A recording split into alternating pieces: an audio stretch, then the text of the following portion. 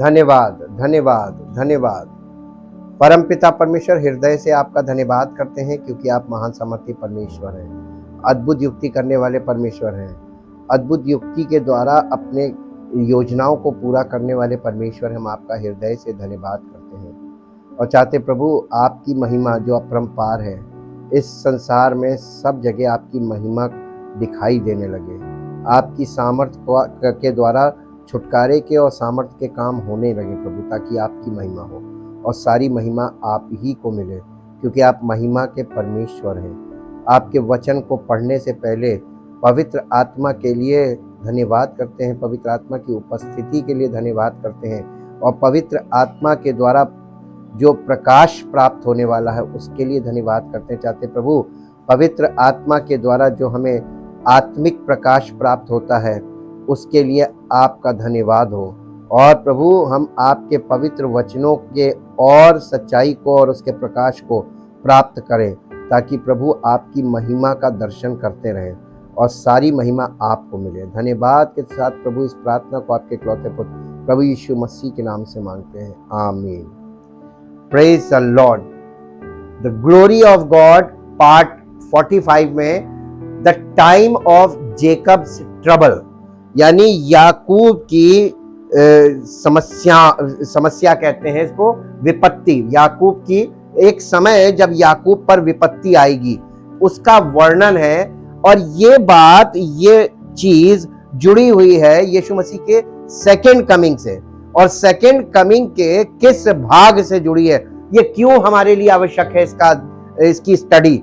इसका कारण है कि यीशु मसीह की सेकंड कमिंग, जैसे हम लोगों ने कल देखा था कि प्रभु यीशु मसीह ने कहा जब तुम उस उजाड़ने वाली घृणित वस्तु को पवित्र स्थान में खड़ी देखो, जो पढ़े वो समझे, जिसका वर्णन डैनियल ने किया है। तो वहां पे ये खतरनाक एक चिन्ह दिया हुआ है और ये चिन्ह अब प्रकट होने वाला है। और इस चिन्ह के प्रकट होने के समय, जब ये समय शुरू होगा, आखिरी सप्ताह, यानी जब हम लोगों ने कल देखा था 2 टाइम स्लॉट खत्म हो गए यीशु मसीह की मृत्यु पे, उसके बाद से प्रोफेटिक घड़ी रुकी हुई है। प्रोफेटिक घड़ी रुकी हुई है और ये प्रोफेटिक घड़ी फिर से स्टार्ट लेने जा रही है। हम लोग उस समय में आ गए हैं जब ये जो प्रोफेटिक घड़ी है, परमेश्वर के भविष्यवाणी की जो घड़ी है, ये शुरू होगी उस आखिरी हफ्ते के लिए जो 7 साल का समय होगा। और 7 साल में 3.5 साल का जो समय होगा वो बहुत ज्यादा भयानक होगा। इसी समय को यहाँ पे बताया जा रहा है the time of Jacob's trouble, जो अभी शुरू नहीं हुआ है, लेकिन कभी भी ये समय शुरू हो सकता है। हमें क्या करना है? हमें परमेश्वर के वचन से इस बात को देखना है कि उस समय के शुरू होने में कितना समय रह गया है, हम लोग कहाँ पे खड़े हैं प्रॉफिटिकली आज इस संसार में। मेरे साथ एक पद पढ़िए जो आपको मिलेगा, यिर्मयाह नबी की पुस्तक, उसका 30 अध्याय और उसका 7 पद। हाय हाय वो दिन क्या ही भारी होगा, उसके समान और कोई दिन नहीं, वो याकूब के संकट का समय होगा, परंतु वो उससे भी, यानी याकूब उससे भी छुड़ाया जाएगा। यानी एक बहुत भयानक संकट का समय होगा जिस दिन ये समय शुरू होगा। परमेश्वर उसको, याकूब को छुड़ाएगा जरूर, लेकिन ये दिन क्यों आया याकूब पे? याकूब कौन है? याकूब का अंत के दिनों की भविष्यवाणियों से क्या संबंध है? ये अध्ययन हमको मिलेगा इस स्टडी में, कि हमको ये मालूम होना चाहिए याकूब किसको कहा गया है। आप अक्सर भविष्यवाणी में, यशाया, यिर्मयाह में आप पढ़ेंगे कि परमेश्वर इजराइल के घराने को और याकूब के घराने को, 2 घरानों की बात कर रहा है। ये 2 घराने कहां से आ गए? इजराइल जबकि 12 गोत्र में था, ये 2 घरानों में कैसे बढ़ गया? 2 घराने का मतलब 2 सेक्शन। इजराइल के समस्त जो 12 ट्राइब्स है, 12 गोत्र हैं, ये 2 भागों में कैसे बटे, कब बटे, कहां हुआ? जबकि आपको हमने थोड़े बेसिक्स दे दिए हैं, आपको ध्यान नहीं है कि ये क्या हुआ। चलिए हम लोग इसको अध्ययन करेंगे तो आपको याद भी आएगा और समझ में भी आएगा। Shortly after the return of Christ, यानी यीशु मसीह के, याकूब की मुसीबत का समय हम इसको स्टडी करने जा रहे हैं। जैसे जैसे मसीह की वापसी का समय निकट आता है, शैतान अपने क्रोध को न केवल विश्वास योग्य मसीहों पर बल्कि समस्त इजराइल के भौतिक वंशजों की ओर निर्देशित करेगा, डायरेक्ट करेगा। बाइबल इसे याकूब के संकट के समय के रूप में संदर्भित करती है। परमेश्वर ने डैनियल को बताया कि ऐसा संकट का समय अंत के समय में होगा, और इसीलिए अब जब ये समय जो बहुत नजदीक आ गया, आप अभी देख नहीं पा रहे क्योंकि आपकी आत्मिक आंखों में वो प्रकाश नहीं है, वो समझ नहीं है कि आप देख सके। लेकिन आपको मालूम है, जो लोग देख रहे हैं उनकी हालत देखिए क्या है। अगर आप भी जब देखने लगेंगे ना, तो आपकी भी हालत ये हो जाएगी कि ये समय प्रभु हम समर्पित हो रहे हैं, क्योंकि इस समय को हम झेल नहीं पाएंगे, ये आप ही हमको बचाएंगे, क्योंकि वही बचा सकता है। ऐसा समय होगा, ऐसा उत्पत्ति से लेकर अभी तक ना हुआ है और ना कभी फिर होगा। मसीह की वापसी के कुछ ही समय बाद प्राचीन इजराइल के सभी वंशज तथा कथित खोई हुई 10 जनजातियों के वंशजों सहित फिर से फिलिस्तीन में एकत्रित होंगे और फिर से बसेंगे। ये यहां से हमने शुरू कर दिया। Ancient Israel including the descendants of so called lost 10 tribes will again gather and resettle in Palestine.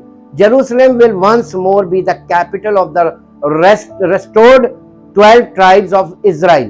यानी इजराइल फिर से 12 गोत्रों का देश बनेगा और पूरी दुनिया की राजधानी बन जाएगा Israel, as well as the capital of the world. संसार की, पूरे विश्व की राजधानी बन जाएगा। अभी लोगों को नहीं पता, अभी संसार की राजधानी कहाँ है, जहां से संसार की वर्ल्ड गवर्नमेंट चल रही है, नहीं मालूम आपको, और आपको मालूम होना चाहिए। You are in the age of educated world. आप एजुकेटेड वर्ल्ड के युग में हैं। आपको नहीं मालूम कि इस दुनिया की महाशक्ति कौन है। कौन है विश्व की महाशक्ति इस समय? कौन है? अमेरिका। अमेरिका से पूरी दुनिया कंट्रोल हो रही है, उसी को वर्ल्ड गवर्नमेंट बोलते हैं। वो अमेरिका जो है पूरी दुनिया की राजधानी है। सारी सरकारें हर देश की अमेरिका की अंडर में है, कंट्रोल में। जो अमेरिका कहेगा मानना पड़ेगा, इसीलिए तो लड़ाई हो रही है। वो सैंक्शन लगा रहा है। सैंक्शन लगा रहा तो क्यों विरोध कर रहे हैं? ये आपको सीखना है कि आपके, हमारे देश की सरकार स्वतंत्र नहीं है इस पृथ्वी पर। उसके ऊपर भी एक सरकार है जिसे वर्ल्ड गवर्नमेंट बोलते हैं, जो एट प्रेजेंट अमेरिका है। लेकिन ये चीज चेंज होने वाली है, यूरोप हो जाएगा आने वाले समय में। बहुत जल्दी अभी एकदम समीकरण बदलेंगे, यूरोप बन जाएगा पूरे विश्व की राजधानी, और फिर एकदम से बहुत तेज परिवर्तन होगा। परमेश्वर अपना काम कर रहा है और ये भविष्यवाणियों में सब जुड़ा हुआ है, और परमेश्वर इन सब राजधानियों को खत्म करेगा, वर्ल्ड की राजधानी बनाएगा इजराइल को। क्वेश्चन, क्यों? क्योंकि यीशु मसीह का 1000 वर्ष का राज्य वहीं से शुरू होगा इस पृथ्वी पर, जिसे कहा गया किंगडम ऑफ गॉड। ये establishment of the kingdom of God का टाइम आ गया है, जिसके हम लोग बहुत निकट हैं। अब हम लोग आगे बढ़ेंगे ताकि आपको एक एक पद, एक एक बात क्लियर होती जाए कि आप समय को पहचानना शुरू कर दे। दाऊद ने परमेश्वर से प्रार्थना की, कहने लगा, हे परमेश्वर, मुझे बुद्धि से भरा मन दे ताकि मैं अपने दिन गिनना सीखूं, यानी समय को पहचानना और समय के अनुसार आचरण करना और समय के अनुसार योजनाएं बनाना सीखूं। आज पूरी दुनिया में और आप सब भी व्यक्तिगत तौर पर बड़ी बड़ी योजनाएं बना रहे हैं, लेकिन क्या आपको मालूम है कि आप जो योजना बना रहे हैं 5 साल की आगे की, और आगे अगले साल और अगले पल, अगले दिन क्या होगा आपको मालूम है? तो आपकी योजना तो धराशायी हो जाएगी जैसे ही आप बनाएंगे। और पूरी दुनिया में बड़े बड़े प्लानर्स बैठे हुए हैं, यानी प्लान करने वाले, योजना बनाने वाले। इसकी बड़ी बड़ी गवर्नमेंट में बड़ी बड़ी कमेटी होती है, बड़े बड़े यानी वो बनाए जाते हैं, कमेटीज बनाई जाती हैं जो प्लानिंग करती हैं, फ्यूचर प्लानिंग। लेकिन आपको मालूम है परमेश्वर के वचन में, नीति वचन बुद्धिमानी की पुस्तक में लिखा है, मनुष्य अपने मन में योजनाएं बनाता है, लेकिन परमेश्वर की योजना के बगैर वो पूरी नहीं होंगी। परमेश्वर की योजना ही पूरी होगी। मनुष्य अपने मन में युक्ति तो बनाता है, प्लानिंग तो करता है, लेकिन उसका पूरा होना परमेश्वर की ओर से होता है। ये लिखा हुआ है नीति वचन 16 अध्याय के पहले पद में। तो आपको परमेश्वर का वचन अगर नहीं मालूम है तो आप अपनी प्लानिंग बनाकर चल रहे हैं, लेकिन आपकी प्लानिंग हर कदम पे फेल होगी। तब आप किससे बोलेंगे? आप डिप्रेशन का शिकार हो जाएंगे आपकी प्लानिंग फेल होते ही। आप 5 साल के लिए पैसे को इन्वेस्ट कर रहे हैं कि ये पैसा हमारा 5 साल बाद इतना हो जाएगा, लेकिन अगले ही पल आपको पता चलता है कि आपका पैसा डूब गया। ये भी हो रहा है। तो आज पूरी दुनिया में सब कुछ मनुष्य अपनी युक्ति, अपनी योजना के अनुसार कर रहा है, लेकिन परमेश्वर की योजना ही पूरी होगी। तो आज पृथ्वी पर मनुष्यों में क्या चल रहा है? प्लानिंग तो चल रही, कितनी सफल होगी? क्योंकि परमेश्वर का वचन आपको मालूम नहीं और आप पता करना चाहते नहीं। जब तक आप परमेश्वर के वचन के अनुसार नहीं चलेंगे, आपकी एक भी योजना नहीं पूरी होगी, सब धराशायी होगी। इसलिए स्टडी बहुत जरूरी है। This reunion of all 12 tribes is described in Ezekiel, यानी यहेजकेल की पुस्तक में परमेश्वर ये 12 गोत्रों को फिर से इकट्ठा करेगा, इसकी जानकारी दी गई है। और किसके द्वारा? यहेजकेल भविष्यवक्ता के द्वारा। यहेजकेल की पुस्तक उसका 37 अध्याय उसका 15 पद से 28 पद तक पढ़ें। फिर यहोवा का ये वचन मेरे पास पहुंचा, हे मनुष्य के संतान, एक लकड़ी लेकर उस पर लिख यहूदा की और उसके संगी इजराइलियों की। तब दूसरी लकड़ी लेकर उस पर लिख यूसुफ की अर्थात अप्रैम की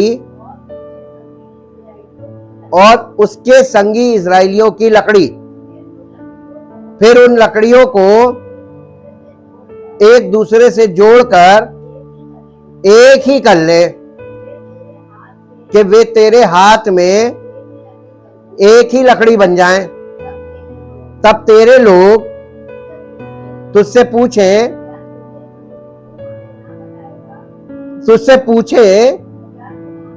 क्या तू हमें ना बताएगा इनसे तेरा क्या अभिप्राय, यानी ये जो तूने किया इससे क्या मतलब है, क्या दिखा रहे हो जी। तब उनसे कहना परमेश्वर यहोवा यूं कहता है, देखो मैं यूसुफ की लकड़ी को जो अप्रैम के हाथ में है और इजराइल के जो गोत्र उसके संगी हैं उनको लेकर यहूदा की लकड़ी से जोड़कर उसके साथ एक ही लकड़ी कर दूंगा और दोनों मेरे हाथ में एक ही लकड़ी बनेंगे। जिन लकड़ियों पर तू ऐसा लिखेगा वे उनके सामने तेरे हाथ में रहे।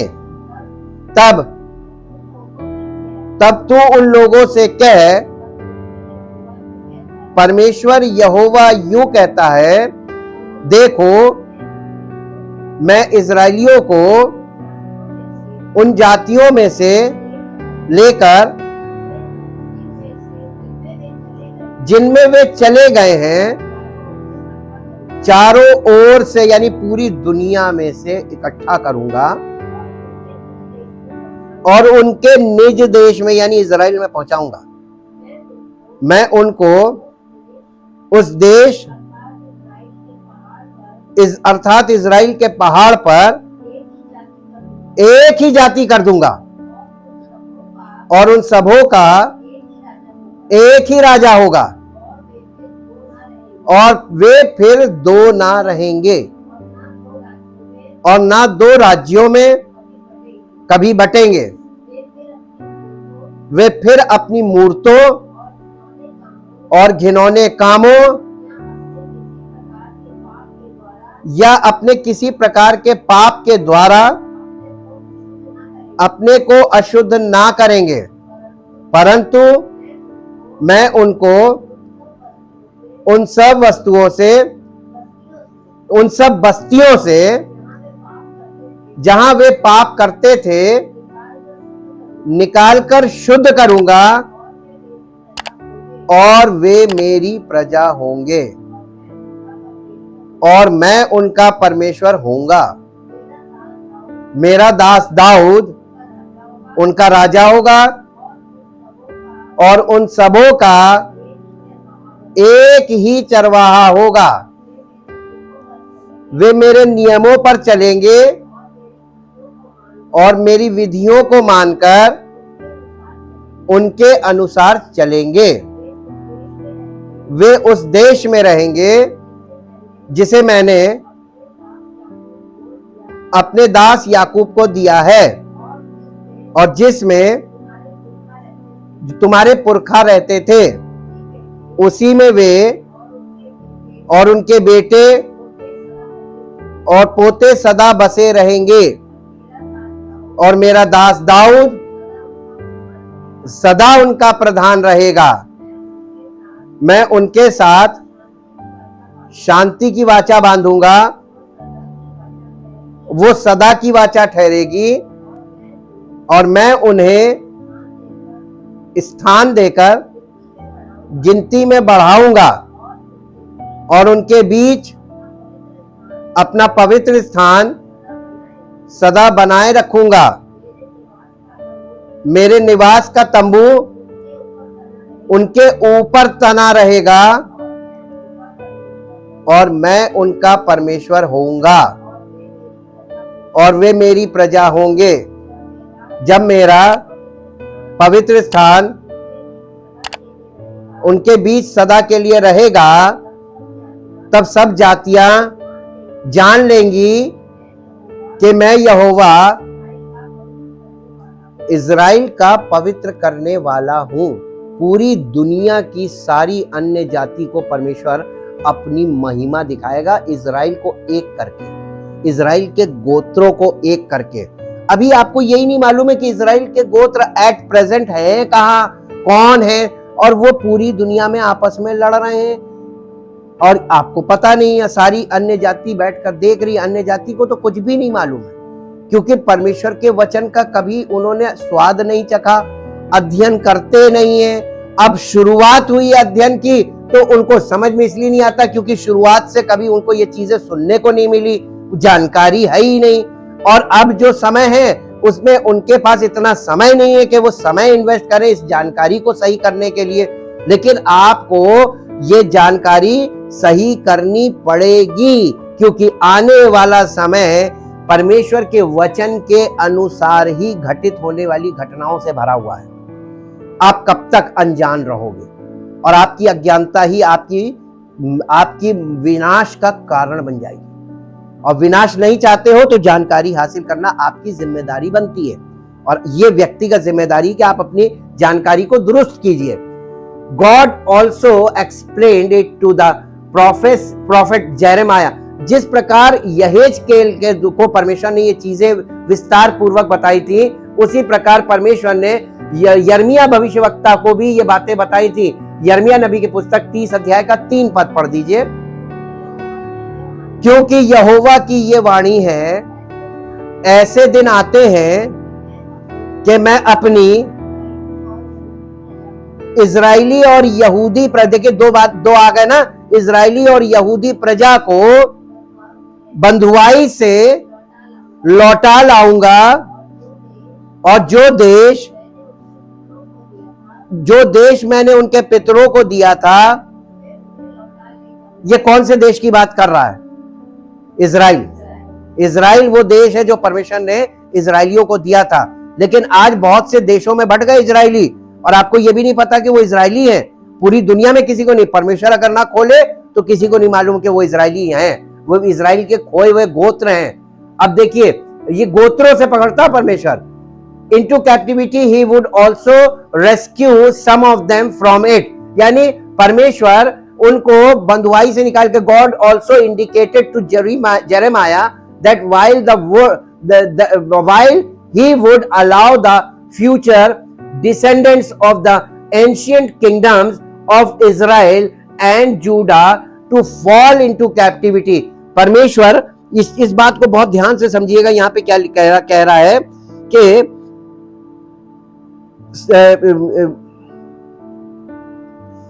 परमेश्वर ने यिर्मयाह को यह भी संकेत दिया कि जबकि वो इजराइल और यहूदा के प्राचीन राज्यों के भविष्य के वंशजों को बंधुआई में गिरने देगा, वो उनमें से कुछ को भी इससे छुड़ाएगा। यानी इनको अब बंधुआई में डालेगा।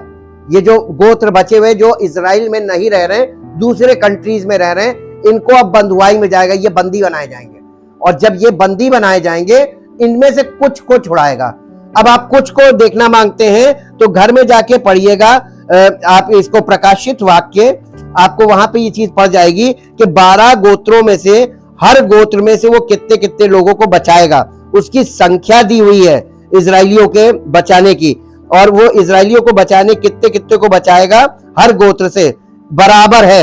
इजराइल के 1,44,000, ये आपको 7 अध्याय में मिलेगा, प्रकाशित वाक्य 7 अध्याय में।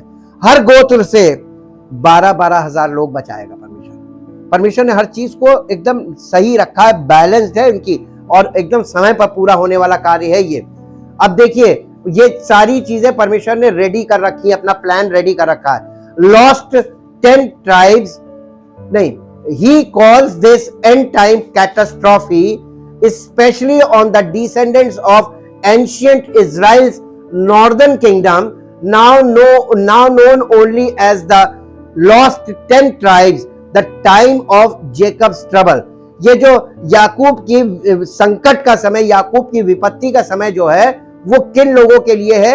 ये परमेश्वर उन लोगों को कहता है, ये वो हैं जो इजराइल के 10 गोत्र जो संसार में जीवन व्यतीत कर रहे हैं सांसारिक तौर पर, और परमेश्वर के अनुसार नहीं है, इजराइल में नहीं है। ये वो लोग हैं।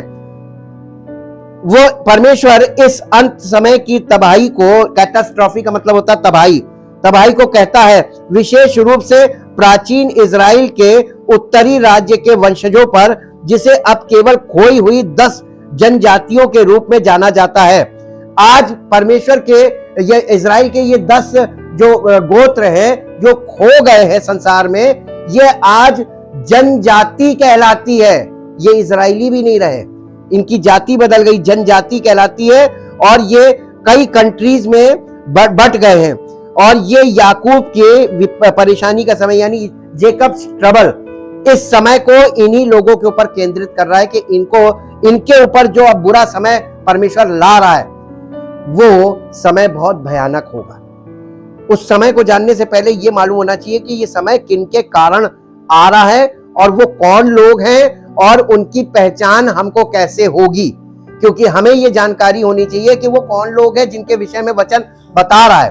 अब मैं आपको थोड़ा सा स्मरण दिलाना मांगता हूं कि हमने आपको ये चीजें बताई, आपने ध्यान में नहीं रखा, और इसीलिए कहते हैं स्टडी करते समय आपको ये चीजें ध्यान में रहनी चाहिए कि हमने क्या चीज स्टडी कर ली है, और वो पुरानी चीजें भूल कर आगे बढ़ने से नुकसान आप ही का है। जब परमेश्वर ने मूसा के समय में इजराइल के 12 गोत्रों के 12 वो मुखिए चुने थे, प्रधान चुने थे, उन 12 प्रधानों को वहां पे भेजा था कनान में, और ये पता करने के लिए, उसका भेद लेने के लिए, वो 12 लोग जो 12 गोत्रों के प्रधान थे, वो उस देश का भेद लेकर आए थे। याद आया? तो उसमें से 10 प्रधान एक बात बोल रहे थे और 2 प्रधान एक बात बोल रहे थे। अभी याद आया? आया कि नहीं आया? अभी भी नहीं आया। यहोशू और कालेब 2 प्रधान थे, ये एक बात बोल रहे थे, और बाकी 10 प्रधान एक बात बोल रहे थे। ये जो 2 प्रधान थे, इन लोगों ने अपने गोत्र के लोगों से कहा कि हम अवश्य उस देश में चढ़कर और उसे अपने वश में कर लेंगे। कितने गोत्र वहां से पार हुए थे? केवल 2। अब आपको पता चला ना तो 10 में से 12 में से 2 माइनस कर दीजिए, कितने बचे? ये 10 कहाँ गए थे? वहीं पे लिखा हुआ है कि ये 10 वापस मिस्र में चले गए थे। मिस्र दिखाता संसार को। तो ये जो 10 परमेश्वर के इजराइल के जो 10 गोत्र जो वहां से वापस संसार में हो लिए थे, आज ये जनजातियों में बदल गए।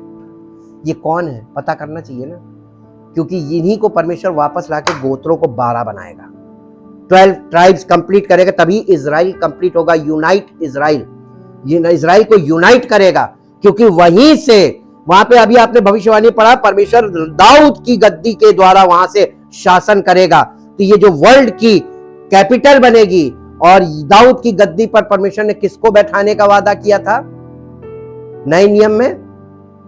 लियो, तो वहां से कौन शासन करेगा? Jesus Christ ruled on the earth from Jerusalem. The time is coming now. यीशु मसीह ने कोई झूठा वादा नहीं किया है। हमेशा याद रखिएगा, परमेश्वर ना तो झूठ बोलता है, बल्कि झूठ बोलने वालों से को पसंद नहीं करता है। परमेश्वर झूठ से घृणा करता है, ना स्वयं झूठ बोलता है, और ना कोई व्यक्ति परमेश्वर के आगे झूठ बोल के बच सकता है। परमेश्वर सत्य है, उसका वचन सत्य है, उसकी योजनाएं सत्य है, और उसके वायदे सत्य हैं। और अब उसके वायदों को पूरा होने का समय आ रहा है। और जैसे ये समय आएगा, ये कठिनाई का समय होगा, इसलिए क्योंकि परमेश्वर क्रोध के साथ अपनी योजनाओं को प्रकट करेगा। गुस्से में है वो, और गुस्से में इसलिए है क्योंकि ये जो 10 गोत्र हैं, ये आज इनकी कंडीशन बहुत बिगड़ चुकी है, ये खराब हो चुके हैं। अब ये ऐसे नहीं है कि इनको इजरायली कहा जाए, इसीलिए इनको 10 लॉस्ट ट्राइब्स बोला गया है। ये वो गोत्र हैं जो खोए हुए हैं, इनकी पहचान भी खो गई। अब ये इजरायली नहीं कहलाते, अब लोग इन्हें इजरायली मानते भी नहीं है, इसलिए परमेश्वर गुस्से में है। The time of Jacob trouble इसी को बोला जा रहा है, जो इन लोगों पर अब विपत्ति का समय आ रहा है, इन 10 गोत्रों पर। God revealed to Daniel that such a time of trouble would occur at the time of the end. Daniel नबी की पुस्तक 12 अध्याय उसका पहला पद पढ़िए। हाँ, उसी समय मिकाएल नामक बड़ा प्रधान जो तेरे, ये डैनियल से परमेश्वर का आत्मा बात कर रहा है, जो तेरे जाति भाइयों का पक्ष करने को खड़ा रहता है, वो उठेगा। अब आपको एक बात बता दें, 3 प्रधान स्वर्गदूत है परमेश्वर के पास, जिसमें से एक लूसीफर था, जो वर्शिपर था, जो वर्शिप कराता था, वो गिरा दिया गया, उसी को सेटन बोलते हैं। अब बचे 2, एक जिब्राइल और एक मिकाइल। जिब्राइल का काम है परमेश्वर के वचन को प्रकाश देना और गुड न्यूज लाना, और मिकाइल का काम है वॉरफेयर, युद्ध लड़ना। जो परमेश्वर की ओर से जो युद्ध का संचालन करता है वो मिकाइल है, प्रधान स्वर्गदूत मिकाइल। ये मिकाइल का खड़े होने का मतलब युद्ध का समय। पहले ही आपको ये सिंबल मिलना है कि मिकाइल आ रहा है, इसका मतलब लड़ाई बहुत भयानक होने वाली है जी। तब ऐसे परमेश्वर ने डैनियल को भी बताया था, अपने सब भविष्यवक्ताओं को भी बताया, डैनियल को भी बताया, तब ऐसे संकट का समय होगा जैसा किसी जाति के उत्पन्न होने के समय से लेकर ऐसा समय आने वाला है जो अब तक कभी नहीं आया, जिसका कोई इतिहास नहीं होगा। अब आप एक बात बताइए, अनुमान कैसे लगाएंगे? प्लानिंग करते तो अनुमान करते ना। अब आप बताइए आपकी प्लानिंग कैसे लगेगी? अनुमान तो आपको है ही नहीं, क्योंकि इसका कहीं पर कोई आपको सुराग नहीं मिलेगा कि कैसा समय आ रहा है। अभी आपने सोचा भी नहीं है कैसा समय है, लेकिन जब आपकी आत्मिक आंखों से दिखेगा, कहेगा अरे बाप रे बाप, ये किसी के सहने लायक नहीं होगा। अभी हम आपको इसकी और झलक दिखाते हैं। मेरे साथ एक जगह और आ जाइए, मत्ती, हाँ वो पूरा हो गया, पहला पद हाँ। परंतु उस समय तेरे लोग, उस समय तेरे लोगों में से जितनों के नाम तेरी पुस्तक में लिखे हैं वे बच निकलेंगे, बाकी कोई नहीं बचेगा। जिनके नाम पुस्तक में लिखे हैं, अभी हमने आपको दिखाया ना, 1,44,000 हर गोत्र से, बस उतना ही बचेंगे। बाकी सब, पूरी दुनिया खलास होने जा रही है। बहुत ध्यान से देखिए। और परमेश्वर डराने के लिए नहीं बता रहा, परमेश्वर चाहता है कि मैक्सिमम लोग परमेश्वर की योजना पर भरोसा रख के, उसके पुत्र पर विश्वास करके अपने आप को सुरक्षित कर लें। परमेश्वर ने पुत्र को पहले क्यों भेजा था, क्रूसिफिक्शन पहले क्यों किया है, ताकि परमेश्वर की योजना में आ जाएं लोग और आकर सुरक्षित हो जाएं। बचाएगा वही, और वही बदला लेने आ रहा है, वही बचाएगा। अब देखिए ये इसमें लिखा है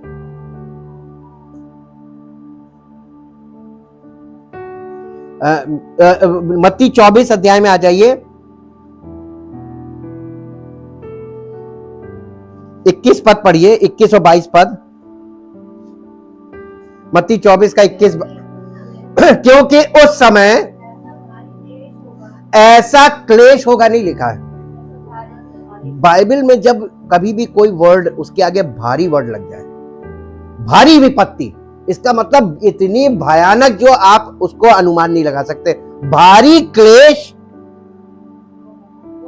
होगा जैसा जगत के आरंभ से ना अब तक हुआ, इसके बाद भी कभी नहीं होगा, और ना अभी तक ऐसा हुआ है। विश्वास कर रहे हैं आप? नहीं विश्वास कर रहे हैं तो आप आने वाले समय में बहुत जल्दी विश्वास करने लगे जी। यदि वे दिन घटाए ना जाते तो कोई प्राणी ना बचता, परंतु चुने हुओं के कारण वे दिन घटाए जाएंगे। अभी घटाए गए नहीं है, चुने हुओं के कारण घटाए जाएंगे जी।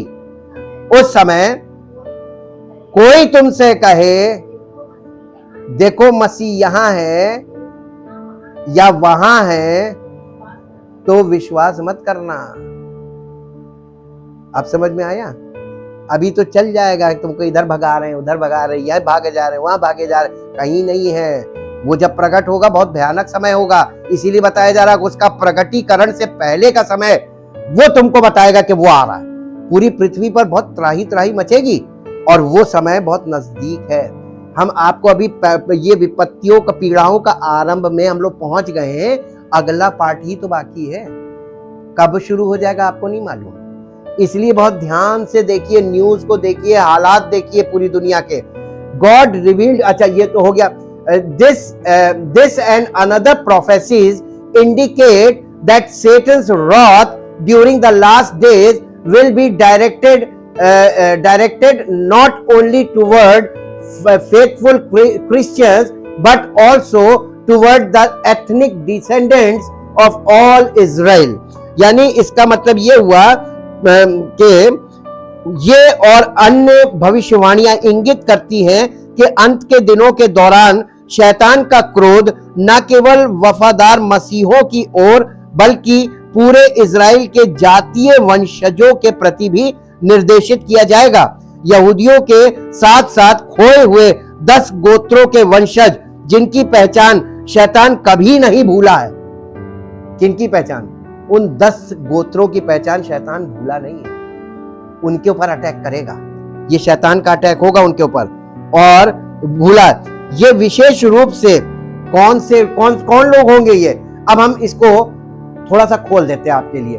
और ये लिखा हुआ है it will be specially directed toward the United States, Britain, Canada and the other British descended people who are modern day descendants of Joseph's son Ephraim and Manasseh। याकूब के 2 बेटे हुए थे, एक था इफ्राइम और दूसरा था मनश्शे। ये 2 गोत्र हैं और ये इन गोत्रों में से आगे ये सब, इससे मालूम कौन कौन से वंशज निकले? इसमें अमेरिकन, ब्रिटेन के, कनाडा के और ऑस्ट्रेलिया, जितने इंग्लिश पीपल हैं, जो अंग्रेजी वाले जितने भी लोग हैं अंग्रेज, ये सब इजराइल के वो 10 गोत्रों में से हैं जो वहां से संसार में वापस चले गए थे। आज उनकी पहचान बिगड़ गई, आज उनको कोई यहूदी नहीं मानता। They are the lost tribes of Israel. परमेश्वर जब वो संसार में गए हैं तो संसार का शासक कौन है? परमेश्वर शैतान को अलाउ कर रहा है, इन्हें खदेड़ो, और परमेश्वर जब ये होगा, बहुत भयानक लड़ाई इसमें होगी। ये जो मिकाइल का आना है, ये वर्ल्ड वॉर का सीन है, और यही कंट्रीज से सब लोग लड़ेंगे, और बहुत जबरदस्त उसके समीकरण बन रहे हैं। अभी आपको इसलिए नहीं समझ में आ रहा क्योंकि अभी आप ये सब चीजें इसको आप असेस नहीं कर पा रहे हैं। लेकिन ये विश्वास करिए कि प्रभु यीशु मसीह का आना बहुत निकट है। अपने मतलब की बात पकड़िए, क्योंकि बाकी चीजें आपको सिर्फ इसलिए बताई जा रही हैं कि परमेश्वर का वचन इन सब बातों के द्वारा आपको सिर्फ ये बता रहा है कि उसका आना निश्चित है और उसका आना बहुत जल्दी होने वाला है। वो समय बहुत तेजी से चल रहा है। अब हम आपको कुछ वर्सेस के द्वारा आपको ये बताएंगे कि परमेश्वर की योजना इस पे कैसे तेजी से काम कर रही है। उन आश्वासनों पर ध्यान दे जो परमेश्वर अंत के दिनों में इजराइल के सभी संकटग्रस्त लोगों को देता है, और वो आपको मिलेगा यिर्मयाह नबी की पुस्तक, उसका 23 अध्याय, उसका 7 और 8 पद पढ़ दें। यहां पर लिखा हुआ है, ये अंत के समय की सब भविष्यवाणियां हैं।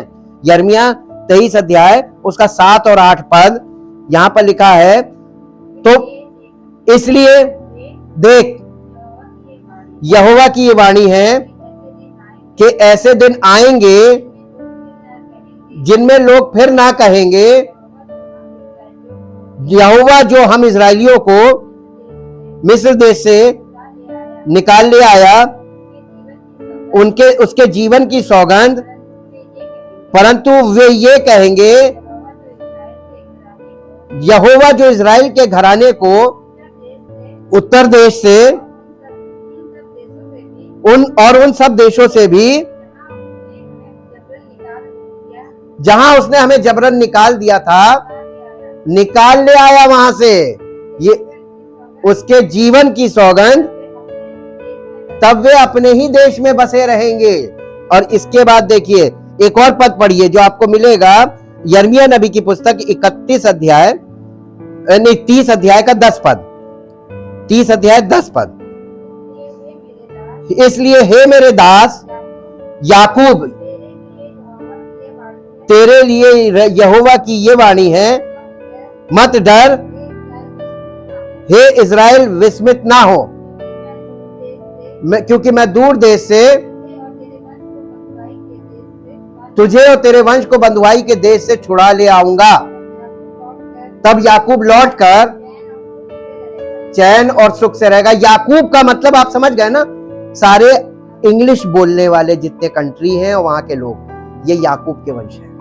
ठीक, ये याकूब का मतलब क्या होता मालूम? पुराने नियम में याकूब ने अपने भाई को और अपने बाप को धोखा दिया था, इसलिए याकूब का मतलब होता है धोखेबाज, धोखेबाज। और ये लोगों ने परमेश्वर को धोखा देके ये भाग गए, ये आधे रास्ते से, जंगल में आधे रास्ते से भाग गए थे मिस्र में वापस।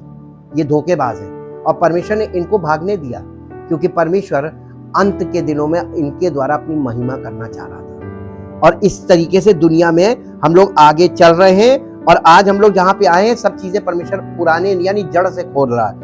यिर्मयाह नबी की पुस्तक 31 अध्याय, उसका 8 और 9 पद पढ़िए।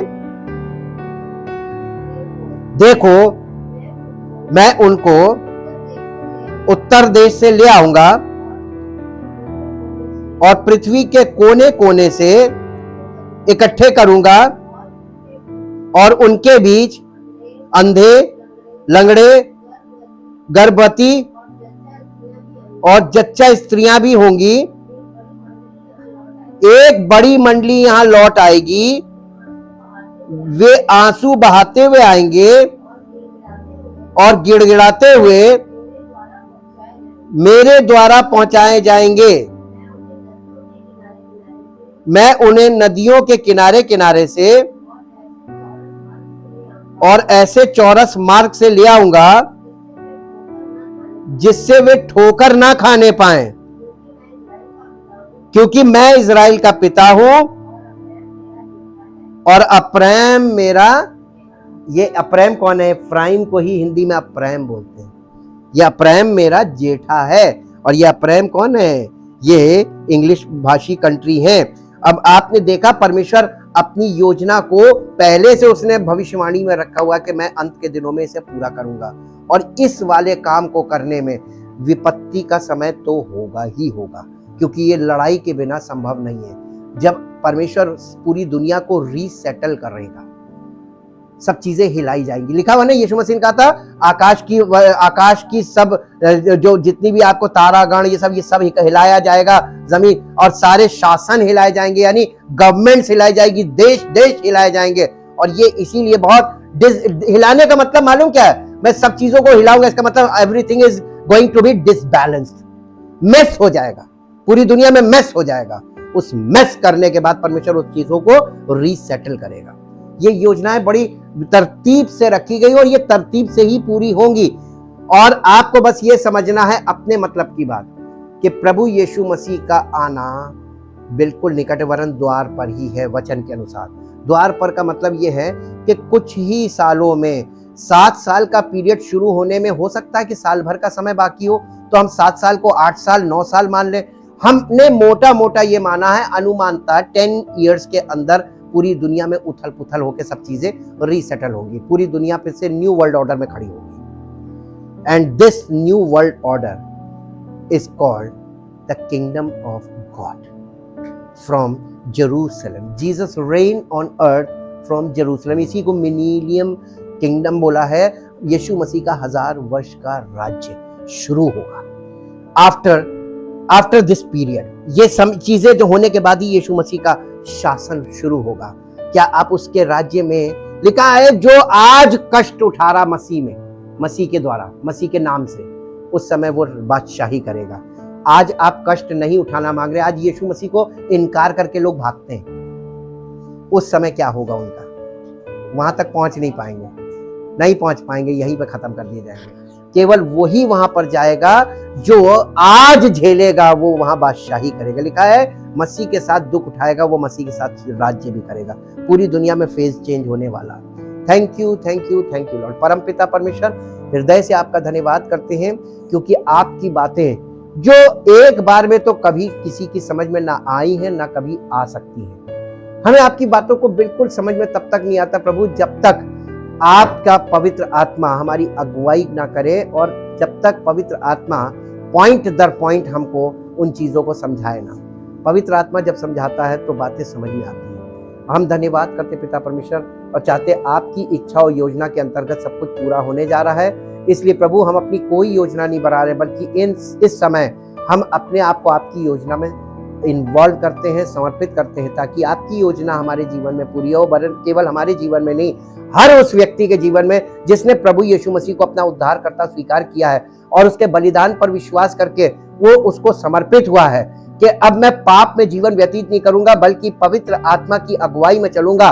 और हर उस बात से जो परमेश्वर जिन बातों से घृणा करता है, मैं भी उन बातों से एकदम अपने आप को अलग रखने का प्रयास करूंगा, और पवित्र आत्मा हमारी सहायता करेगा ताकि हमें वो ना करना पड़े जिससे परमेश्वर नाराज होता है, अप्रसन्न होता है, और हमारा जीवन परमेश्वर की योजना के अंतर्गत हो, ताकि मसीह का अनुग्रह हमारे जीवन में प्रकट हो और परमेश्वर की महिमा हमारे जीवन से प्रकट हो। सारा आदर, सारी महिमा आपको मिले प्रभु, क्योंकि हमारा जीवन आपकी महिमा के लिए ही इस पृथ्वी पर भेजा गया। सारी महिमा आपको देते हुए इस प्रार्थना को आपके इकलौते पुत्र यीशु मसीह के नाम से मांगते हैं, आमीन। Praise the Lord. परमेश्वर आपको आशीष